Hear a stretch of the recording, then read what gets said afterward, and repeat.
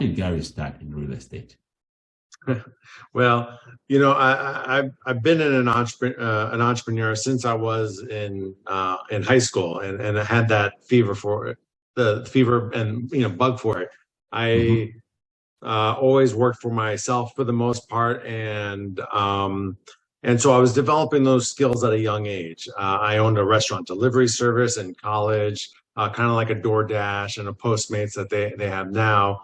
I co-produced 3 independent films in my 20s. I ran that. I started that after-school outdoor ed and leadership development company. But it was always about providing a good home and resources for my daughters, and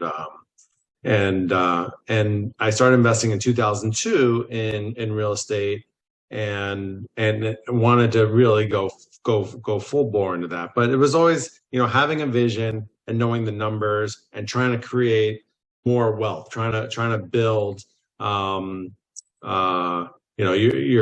net worth over time. And it's not, I know a lot of people jump into real estate to get rich quick, and that's not a way to do it. You can get rich over time by putting in the work. Like anything else, you put in the work, you're going to get results. And having that, trying to achieve financial freedom was something I was going for. Awesome. It's amazing you're talking about the fact that you have to put in the work. The truth is that no great system, no great value out there in terms of building wealth or building anything of significance can actually materialize without showing up, putting in the work, and over time you begin to see results. I'm glad you talked about that. And talking about the way you've done it over the years in the apartment sector, how do you position yourself as an apartment syndicator for quality deal flow? Yeah.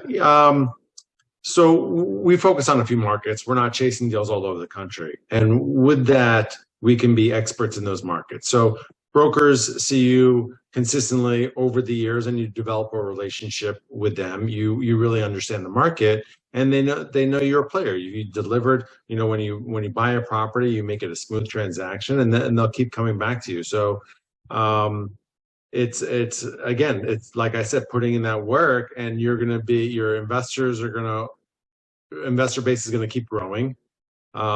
You communicate with them well. You're transparent. And same thing as when you're buying a deal, working with the brokers, the lenders, all these pieces. If you're doing it the right way, your business will continue to grow over time, and eventually will snowball because you're just picking up more and more speed. Awesome. Talking about speed in terms of business details, you've done it repeatedly. Have you been to the closing table several times? You've done it, been to the closing table several times. When you close on a project, the cycle of that apartment investment begins from that closing table. Take us through a typical cycle with a deal. Yeah, you'll see a lot of people on social media talk about when they close a deal, but that's really when the work begins. It's exciting to close on a deal. It's hard work getting all the pieces in order, but now for me it's the fun part. It's typically rebranding a property. So for one property, it was called La Casa. We changed the name to East 3434 because we wanted a more diverse name for that property and not one just targeted towards one demographic.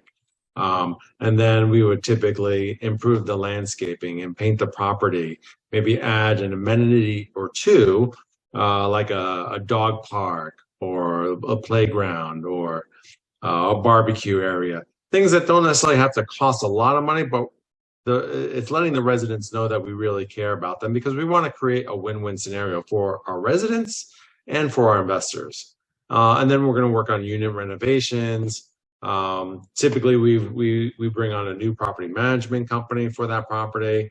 That's going to be pushing, rents, because we want to be at market rate. and provide more quality for the people that live there. So a lot of our residents end up staying because and still pay the increased rent because they see a lot more value at our properties than they can get somewhere else. And it's doing resident events, and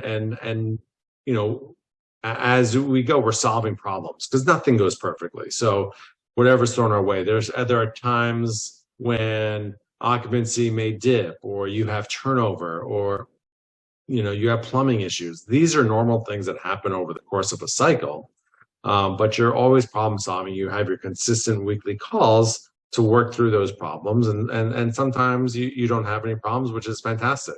I wish we never have any problems, but that's not realistic.